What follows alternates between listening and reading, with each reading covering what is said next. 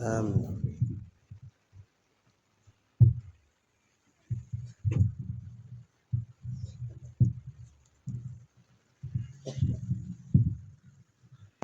Baba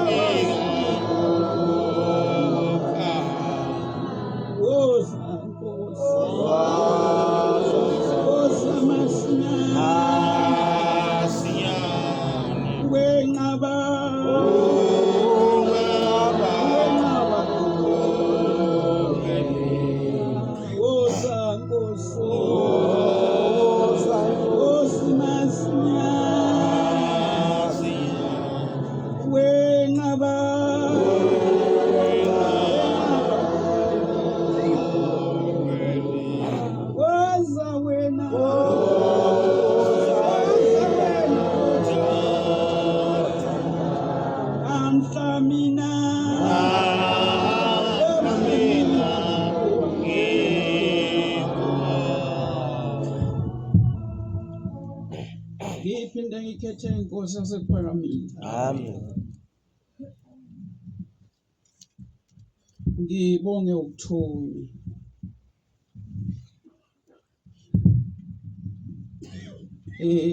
Ukuthunywa ukuthunywa uye uzitshele ukuthi uthunywa ngoba nakho mhlawumbe uyazi noma uthembekile. Kanti konke akufaneki kube ukucabanga. Kufanele kube ukwazi kwakho ukuthi ngithembekile phambi kwaNkulunkulu. Ngiwumuntu onobungcwele. Kungifanele lokhu ngoba ngiyazazi mina ngedwa ukuthi unyawo lami luhamba ligcinephi. Ngiyazi ukuthi ngisabela mangibizwa ngibani.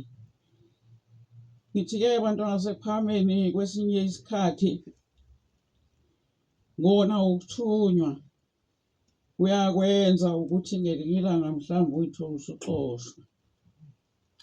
Uxoshwa nguNkulunkulu ngoba usuthe uma ushayela inqola yakhe wase uyishayela ngendlela yakho, wase uyaphuma kulo mgqa, uNkulunkulu akubekele ukuthi uhambe ngawo. Ngithi-ke bantwana basePhakameni, isihloko sithi masizisole kuJehova. Amen. Ngoba sonile phambi kobuso bakhe. Akekho umuntu ongaphakamisa isandla njengoba silakizeni athi yena akone lutho phambi kwaNkulunkulu. Athi yena noma athandaza akasho ukuthi Nkosi ngicela ukuthi ungithethelele. Loyo muntu uma ekhona akukho emthethweni ukuthi abe lapha endlini, ngoba lapha kukhona abantu abazofunda ukuthi yini into eyenza umuntu ukuthi angene ezulwini. Kungena kanjani ezulwini? Yini into efanele iyekwe umuntu osuka kholwa? Kufanele ayeke yini ukuze angene ezulwini? Kuhlela abantu abathe mabebuthwa yileli lizwe, lababutha bebabi njengami nje, begcwele izibi, abeze lapha ukuba bazothintithwa zona. Kungadingeki futhi ukuthi mase bathintithiwe baphinde bahambe bayolanda ezindlini. Kuze abantu abazothi Nkosi sithethelele. Sonile phambi kwakho njengoba bona obabamkhulu bethu phambi kwakho, siyinzalo yabo, nathi sihambe emkhondweni yabo ngoba sikhohlisile. Manje-ke abantwana basePhakameni, uma ekhona yena ongathi uma ekhuleka athi Nkosi ngicela ungithethelele, ohambe kahle kusukela ekuzalweni kwakhe, ongasoleki indawo phambi kwaJehova, owenze kahle konke, ngiyakuphinda ukuthi akakufanele ukuthi ahlanganyele nathi.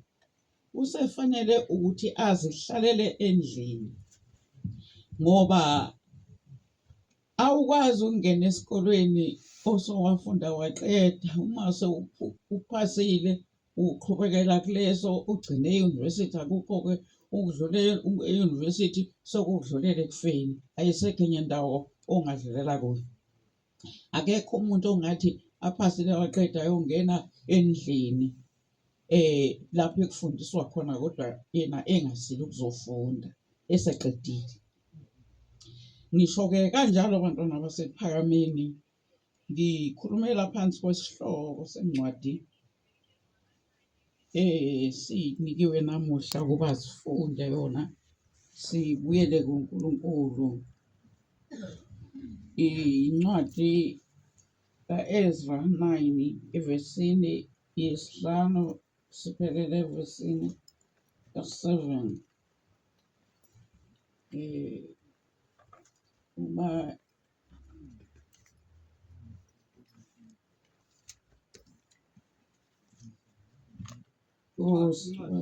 incwadi ya-Ezra 9 kusukela evesini lesihlanu kuya kwelesi-7.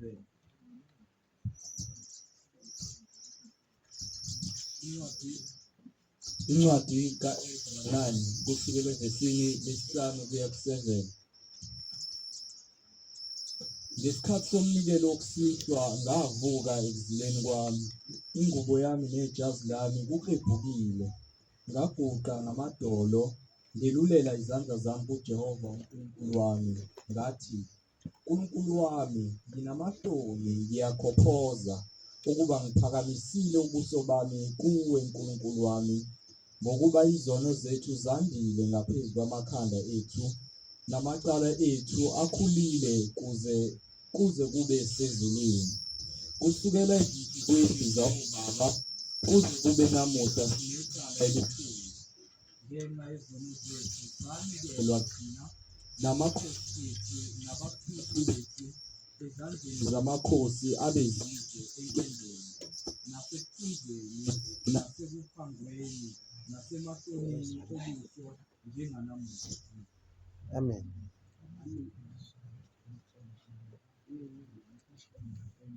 Ngizwa ngingazwakali kahle.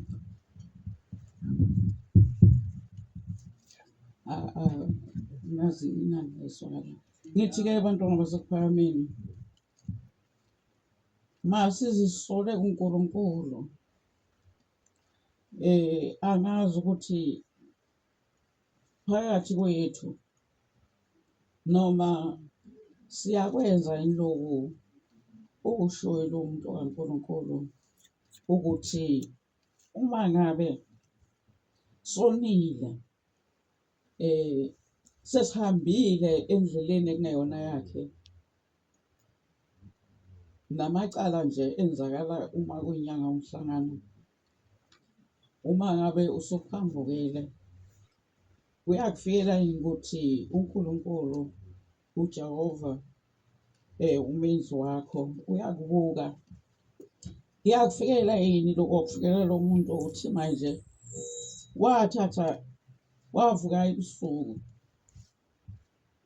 wathatha ijazi lakhe elaklebhukile, uthi waguqa ngamadolo, welulela izandla zakhe kuJehova uNkulunkulu wakhe, wathi, "Nkulunkulu wami, nginamahloni, yakhophoza ukuba ngiphakamisele ubuso bami kuwe, Nkulunkulu wami, ngokuba izono zethu zandile phezu kwamakhanda ethu, namacala ethu akhulile kuze kube sezulwini." Uthi-ke lo muntu kusukela ezinsukwini zawobaba kuze kube namuhla sinecala elikhulu ngenxa yezono zethu. Saze sanikelwa thina namakhosi ethu nabaphristi bethu ezandleni zamakhosi abezizwe enkembeni, nasekuthunjweni, nasekuphangweni, nasemahlonini obuso njenganamuhla. Ngithi-ke abantwana basekuphakameni, kuloku kukholwa esikuko namhlanje ingoma kaShembe ithi, "Bengihlezi ebunyameni, kwafika ukukhanya." Ithi wangithanda wena Nkosi, kwase kuyafika ukukhanya. Uma sekufikile ukukhanya, wenza njani? Ukukhanya ukugcina umthetho kaNkulunkulu, ngoba uNkulunkulu usekukhanyisele ukuthi ukhona, sekukhanye kuwe ukuthi uNkulunkulu ukhona. Kodwa-ke akupheleli lapho, kufuneka ukuthi wena esekukhanyele bese ubeka indlebe ukuthi uNkulunkulu usuzikhanyisile kimi, kodwa yini into afuna ukuthi ngiyenze.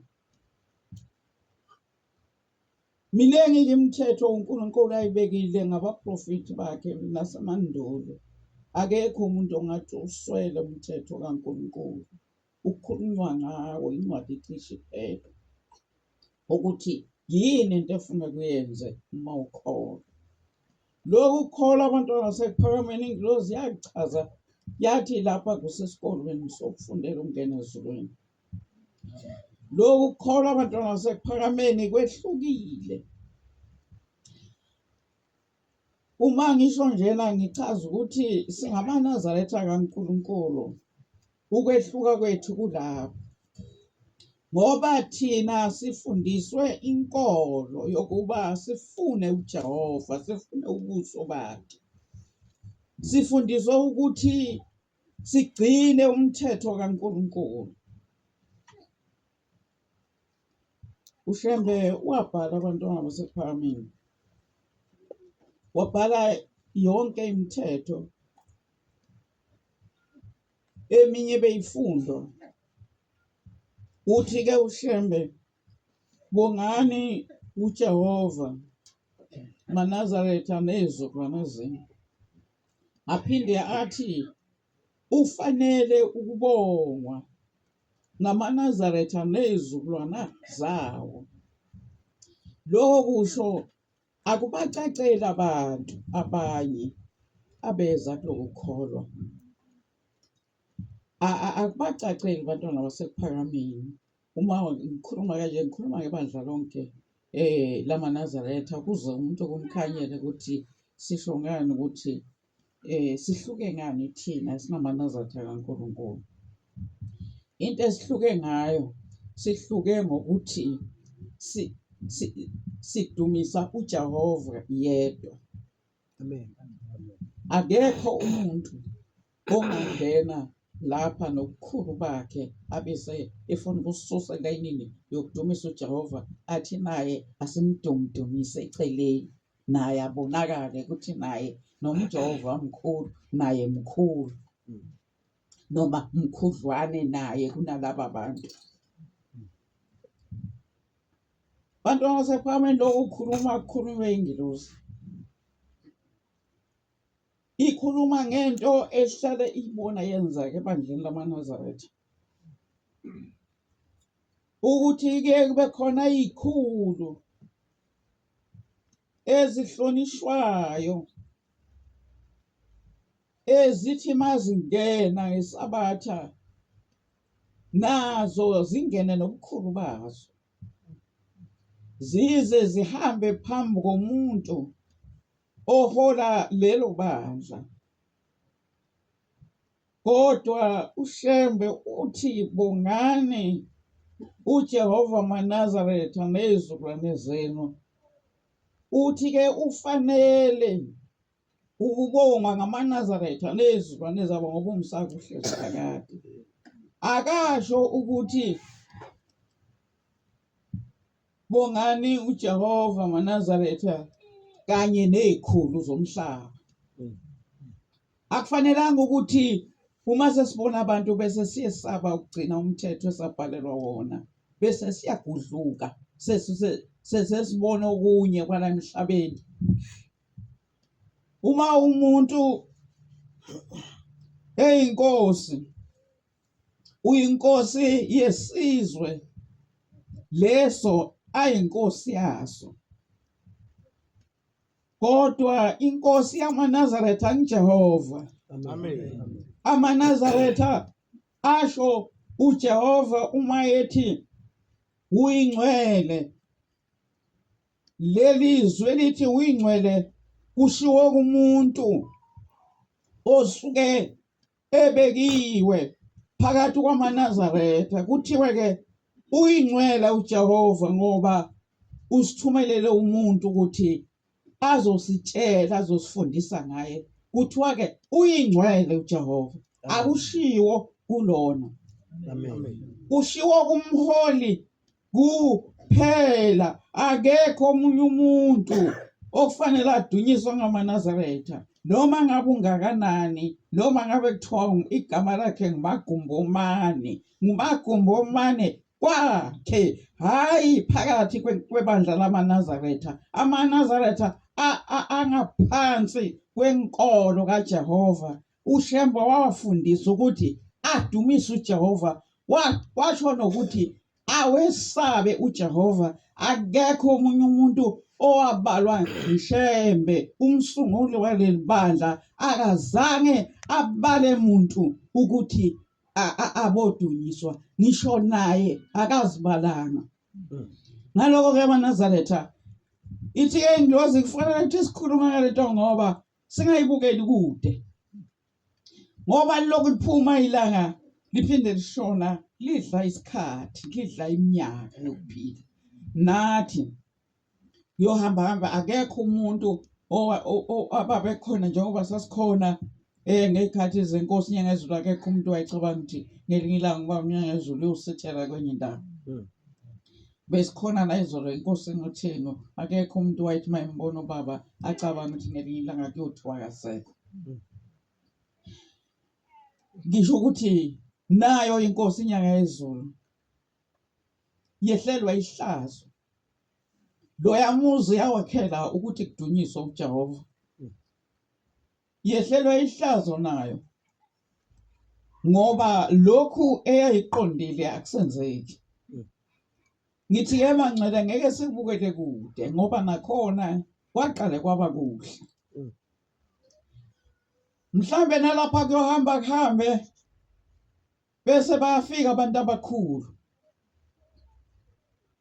bese bengena nokukhulu babo endlini kaJehova, bengene nezihlalo zabo ezihlobile, nibamukele ukuthi bazokhonza kodwa ningabakhonzi. Amen. Nibachazele ukuthi njengoba nibuthene nje lapha endlini nizokhonza uJehova. Amen.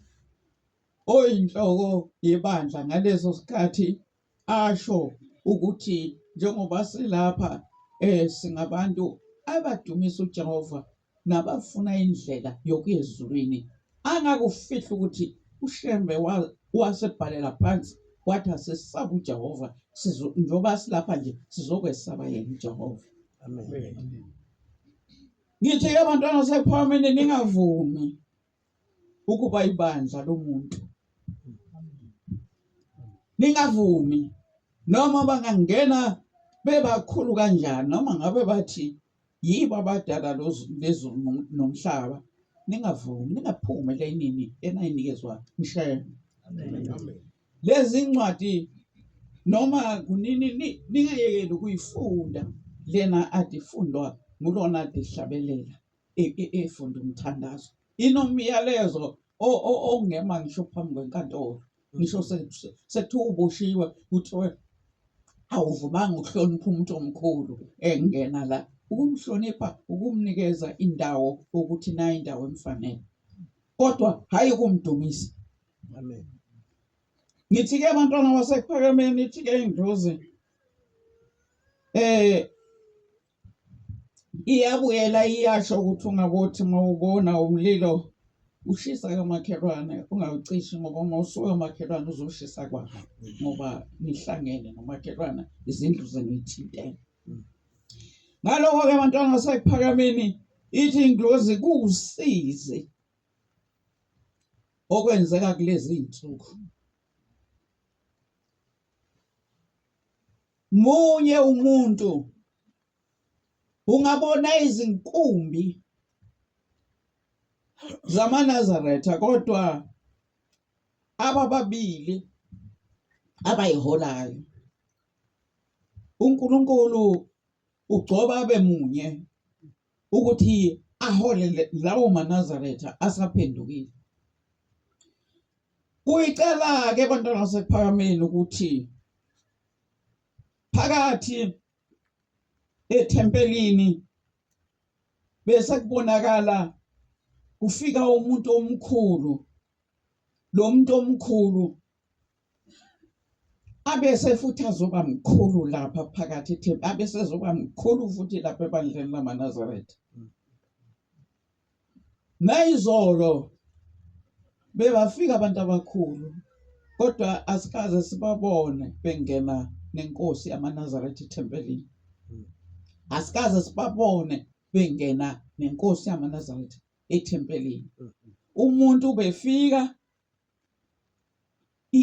inkonzo ingene noma ubaba angene qala futhi asinayo umuntu owafika nje inkonzo ingakangeni kodwa noma ngabe ufikile wayegcinwe endaweni ethile bakhona befundise kuzothi uma ubaba eseshilo uma kuwumuntu omkhulu ukuthi sinezivakashi la ubaba usuyamemezela asikafiki leso sivakashi utshela amakholwa ukuthi khona umuntu ola ovakashile omkhulu bese uyangeza akakaze akhuzelwe ingcwele lokho esikubona namhla kuyahlola akakaze akhuzele ingcwele umuntu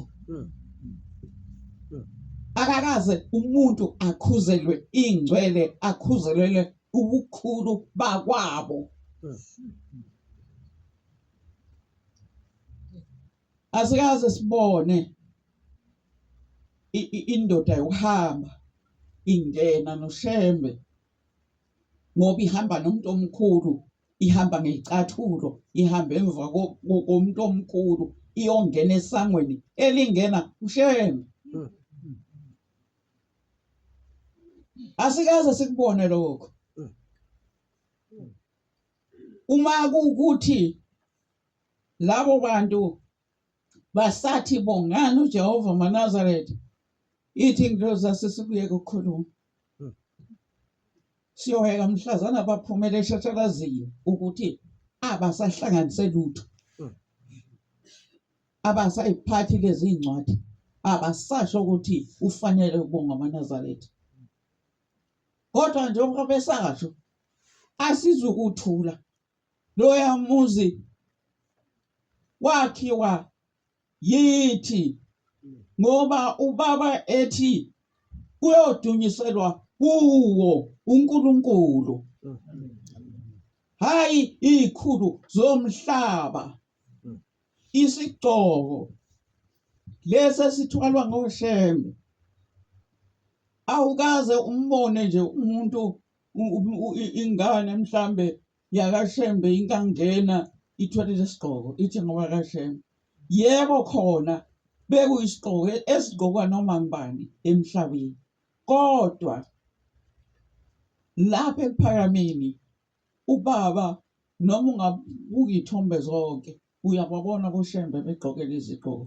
kwase uhlonishwa lokho ukuthi ke uma umuntu esengumholi lesigqoko uyasithwala akekho umholi ekufanele aboshwe isikhulu esiza nobukhulu bakwabo aboshwe ukuthi angasithwala isigqoko ngoba kuthiwa akakwazi ukusithwala asithwale phambi komuntu omkhulu ngibani umuntu omkhulu uShembe wasitshela ukuthi nguJehova kuphela ekufanele simdumise wasifundisa ukuthi sihloniphe kodwa asikaze sikubone asizukuwaqamba manga sithi amen kulento yenzakalayo lapha kodwa namhlanje uma uthi uyabuka ngoba phela izinto lezi zochwepheshe zigcwele umhlaba wonke bayabafaka abantwana bafake lapha ubone asikaze sakubona noma kungathiwa bakhuluma bonke abantu abakhona izolo nabo bakhona kubabilanga kuthiwa bakhuluma ukuthi bake bayibona ngento nakhona asikaze sibone inkosi yesizwe ibatha umjiva ofana nokaShembe uShembe wawakhipha amajazi amakhosi akholwa kuleli bandla wawanikeza amajazi amhlophe kuphela Amen. namhlanje kunezikhulu ezigqoka njengoShembe kodwa awuzazi ukuthi kanjani kodwa lona ohola ibandla lamaNazaretha angeke akhona ngeke akuthinto kwase okwalapha noma ngingasho nje kunani khona ngishilo ukuthi endlunkulu kanti kunani mangehlelwa ngamaqiniso kukhona indawo angangeni kuzo endlunkulu ngoba behlonipha umthetho wamakhosi amadala behlonipha abalele kodwa manje lona obekiwe ngokwenkolo kungani yena ezawuvinjwa ukwenza into eyenziwayo ngabaholi ekufanele ukuthi ahlala agone isigqoko ngoba manje kuthiwa akufanele ukuthi asibeke ekhanda ngoba uhamba nomuntu omkhulu mayesuswa yini ey'godlweni zakubo azoba mkhulu lapha nje uma kuwukuthi-ke uyilunga lebandla agqokungani ingubo yamakhosi ayinikezwa nguHlembe owaqala lokhu kukholwa akagqoki ngani khona ungenelani esangweni ungena kanjani umuntu esangweni thina amaNazaretha uma umuntu ngesabatha endaweni kaNkulunkulu sithi ngumuntu ngoba sisuke thina sihlalele ukuzokhonza uJehova sisuke sigqolozele epulpit ukuthi akangena ubaba wethu azosinikeza umthetho azosiguguzela ukuthi singawulahli umthetho kaNkulunkulu Amen. so asingalindela ukubona umuntu uma khona umuntu emkhulu nobani akayoba mkhulu kwabo lapha bekwakhona noma bangalwa nathi izinceku zakhona ezenza lento kodwa ngelinye ilanga basawusikhumbula ngoba uma umuntu efikile nake nambona pho umuntu angena nesihlalo sakhe size sihlobe phakathi ethempelini sekunezihlalo ezimbili ngubani manje umholi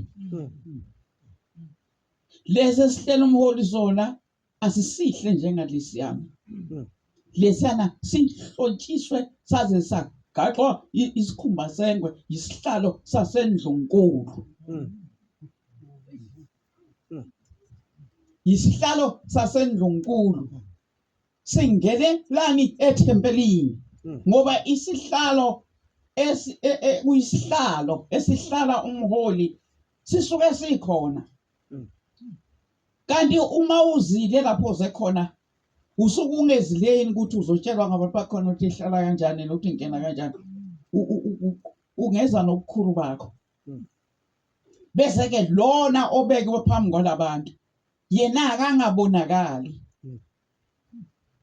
ngithi ke bantwana basekuphakameni angisho ukuthini kodwa loyamuzi ngiwufakazi ukuthi wakhelwa ukudumisa uJehova ngiwufakazi ukuthi uHlembe wathi azosaba uJehova nabantwana bethu nezizukulwana zethu angikaze ngizwe kuleli bandla ngikhulela kulo angikaze ngizwe uthi wabayede ethempelini ubayede munye kuleli bandla ngiJehova kuphela yiko lokhu umholi webandla uthi mase kuphela inkonzo abese uyaguqa yiko athi mayefika lapha epulpit abese uyasusa lesigqoko usuke esetshela uJehova ukuthi inkosi sengikhona phakathi kwabantu bakho manje uma kuukuthi sekunezihlalo ezimbili ziyahlola ebandleni lamaNazaretha nayizola bebafika abantu abakhulu kodwa le ndaba yalesi yazihlalo bayoyibona ngelinye ilanga ukuthi isho ukuthini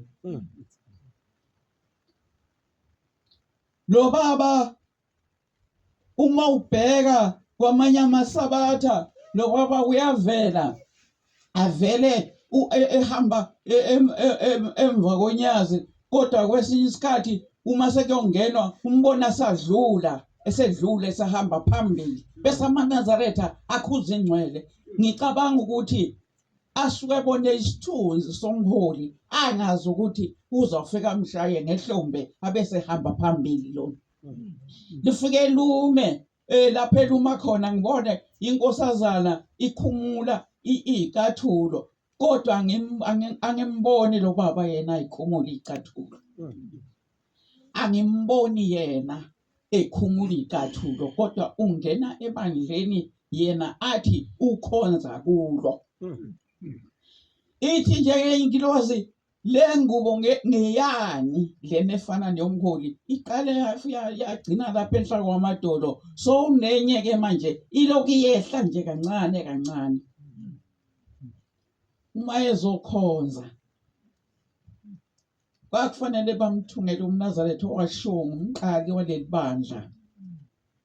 Kwakafanele bamthungele oshiwo uye ngoba akazile ukuzosho kule bandla akekho umuntu ongiqhamuka azosho athi yena ucela into ethile njengomholi. Chaza ukuthini lokho? Ngibuza ukuthi lo mholi uyogona isigqoko kuze kube nini? Esigonele isikhulu esiza nokukhulu bakwabo. Sekuthiwe ameni uncwe bese kuphinde kuthiwa bayede indaba ezitha bese kugedeza umuntu obongelelayo kuphinde kugedeze nowasendlunkulu ngapha endaweni kaNkulunkulu. Uba yisilo sengibayede kanti sisuswe yini ezigodlweni zikayise lapho esingibayede khona emabuthweni. Sisuswe yini emabuthweni? Uma sesizoba bayede sizoba ngibayede phezu komholi, phezu kwaNkulunkulu, phezu kwaJehova esanikwa yena ukuthi simdumise. Sekufanele kuphinde kube khona okunye icezwana elibekwe eceleni sekuyicala mangasho sekumele ukuthi kube khona ilokhuzana imikhosi emibili ethempelini. Kube khona ababongelelayo laba ababongelela umholi bese kuba khona ababongelela isilo. Bazosibongelela lapha kunjani khona ngoba bekuphelele makubongelelwa lona obongela ophethe ilokhuzana oholi bani. Ubongelelwa lapha kunjani khona? Ubongelelwa lapha kwenze njani khona? Angaba mkhulu kanjani ngisho uShembe angekho mkhulu ethi bongani uJehova isihlabelelo asiphethe siyamnikeza i-direction ukuthi amaNazaretha ukuba khona wawo inhloso yakhona kwakuwukuthi akudunyiswe uJehova aphinde amesabe wona nezizukulwane zawo. Ususwa yini ey'godlweni zakhe? Ususwa yini ey'godlweni zikayise lapho efanele ukuthi abe ngibayede ofanelekile ngoba akafanelekile lapha yana akakwazi ukuba ngibayede ethempelini kaJehova. Ubayede munye ebandleni lamaNazaretha nguNkulunkulu uJehova owadala izulu nomhlaba. Ungenelani kanye nomholi? Ungenelani khona akangeni ngani lapho ekungena khona amakhosi ngoba likhona isango lamakhosi. Akangeni ngani lapho ekungena khona amanye amakhosi. Ngikhuluma labantu basephakeme ngisho njalo ingilosi yathi uma uthula uthi akushikami kushika makhelwana ilanga kuyoshakakho. Wathi uShembe nisifele isethembise nasethenjiswayo. Ningalahli iqiniso ngoba nithenga ukuphila kwesikhashana. Njengoba ngingumfundisikazi nginalo ilungelo eligcwele elingasisona izicagogwana sokuba ngihlabe lento ngoba ngingema phambi kwenkantolo ngisho ukuthi bengikhona izolo akwenziwa lokhu. Ngithi noma ngabe asisekho lapho kodwa singamaNazaretha sonke. Uma ngabe nje baselapha na kuya muzo wakhiwa inyanga yezulu yathi kuzodunyiswa uJehova ngeke sithule ingilosi sikusolile lokho. Amen. Ukuthi niyabona yini ukuthi kuyonakala. Kungenzeka ke abantwana sekuphakameni ukuthi kukhona abantwana basendlunkulu bengiye ngibabone futhi ngalesikhathi ngikhona abantwana basendlunkulu abanye ingxenye yabo uye uzifundele wena ukuthi beze la ukuzolokhuzana ukuzokhodwa labo kakhulukazi abasosuthu engikholwa ukuthi kungenzeka ukuthi uma ngabe iqiniso belisekhona emhlabeni bekhona ovela ukuthi umholi uyakhohliswa khona abantu abasondela kuye bathi hayi Nkosi amakhosi ngoba kukhona ingonyama akufanelanga ukuthi ingonyama ngoba inkulu kufanele ayikwazi ukungena kulela sango inkulu kuphi inkulu kuphi yebo vele inkulu phona inkulu kuphi inkulu ngesabatha noshemba ngemkhulu ngesabatha ethi ngithi sesaba uJehova kuba lona uzoba mkhulu ethempelini lika Jehova uze nesihlalo uma ungasibona isihlalo sakhe ungavele ususe umholi kulesana usithathe unikeze ususe umholi kulesana uyombeka kulesa ngendlela esiyiyo ngithi bangcwele ngiyasola noma bangasho bathi ungena ngane ngeke basho ukuthi bazathi ungena ngane lo mfazi endabe ngingena ngoba inyanga yezulu Amen. amen noma bangangisola ngibuza ukuthi usisaphi isihlalo lapho angaphethe khona okwesibili umbuzo wami uthi isilo sona kanti sisuke singazange ukuzokhonza yini singangena esangweni lamakhosi kanti kwakunani masimbethe ijazi elimhlophe nke njengamakhosi amanye bese ngisho bangcwele ngithi kuyadabukisa ukuthi akekho umuntu ovuthela umlilo endlunkulu akekho umuntu obaselisizwe ukuthi sifudumale kodwa manje angazi noma ngisho kahle noma ngithi ongangezwe lakhe usethatha isihlalo wasikhipha lapho singisakhona wayosifaka ebandleni lamaNazaretha angasiye umholi walo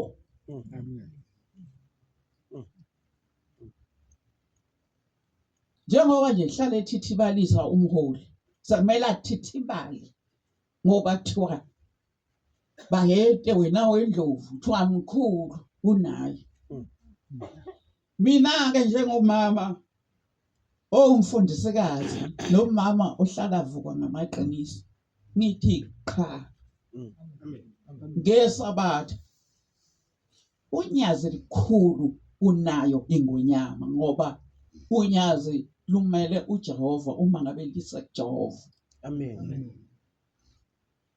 uma lingena nje lapha ethempelini bayingena nje ingonyama lapha ingena izokhonza ifanele ingene izigoqile njengegcansi ukuze ibonwe yizwe ukuthi izokhonza ingonyama ifundise nesizwe sayo ukuthi ngesabatha yisabatha abantu nonke nini mesabayo uJehova ingonyama ngaze izifundisa isizwe ngesabatha ingonyama yenza umcimbi ngesabatha yize isitheni iNazaretha ingonyama kodwa yenza umcimbi ngesabatha kodwa ibese ifuna ukuhamba phambi komholi isingeneke manje nesihlalo sayo bophu bungcwele buphi ubungcwele. Uma ngabe nje udlula umhlaba, ngithi mina uShembe owaqala lokukholwa, uma ufunda indaba yakhe ukhala inyembezi, kodwa kuko konke lokho uShembe wazigoqa waba ngaphansi ngisho kwentuthwane. Wathi abantu abesabe, wafundisa iminyaka yakhe yokuphila yonke efundisa abantu ukuthi besabe uJehova. Ngowakuphi-ke manje lo Shembe wathi kubosatshwane ngonyama, kubuhlonishwana, ukugedeza umuntu ethempelini, egedezela umuntu. Ubongani ngoba uzokhonza phela namhlanje. Kufuneka ukuthi ngoba usuyakholwa abayitshela abantu bakhe ukuthi cha, amazi lapha yanamhla ngiyokholwa, angiyona nje, angikwazi ukuthi ngibe ingonyama ngesabatha, ngizocela kuNkulunkulu ukuthi angisekele. Ngaloko-ke uNkulunkulu munye, ubayede munye namuhla ngulona engiyomkhonza. Uma ingonyama sezoba ngibayede, kusho phela iyona manje eseyiyo laphaya. Kusho ukuthi phela nalo unyazi selungaphansi wayo, nebandla lonke lamaNazaretha. Siyaphi isihlalo? Sixoshwa yini indlunkulu? Sixoshwa yini? Uma ngabe engazanga naso, wona lamaNazaretha anikeza ingonyama lesihlalo esihle kangaka, ayinikeza ukuthi kube njani? Kanti ingonyama izeleni kuzokhonza, izoba ngibayede, izoba ingonyama phakathi ethempelini, ingonyama yesizwe samaZulu, ayisiyo ingonyama yezulu.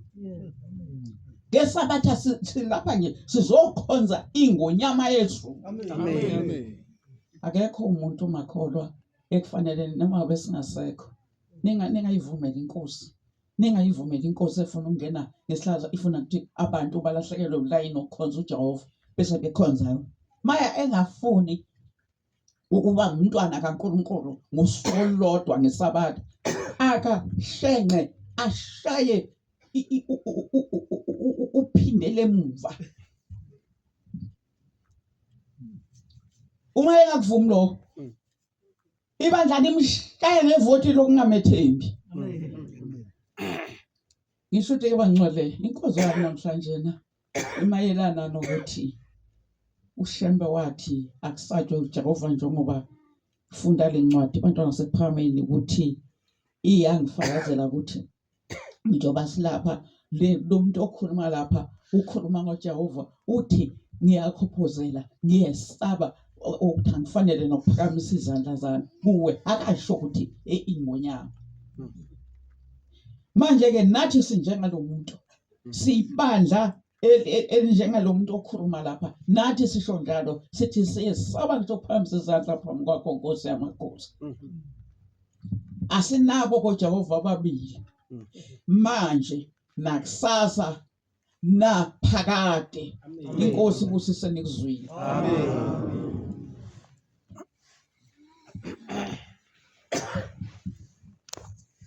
Siyawabonga amazwi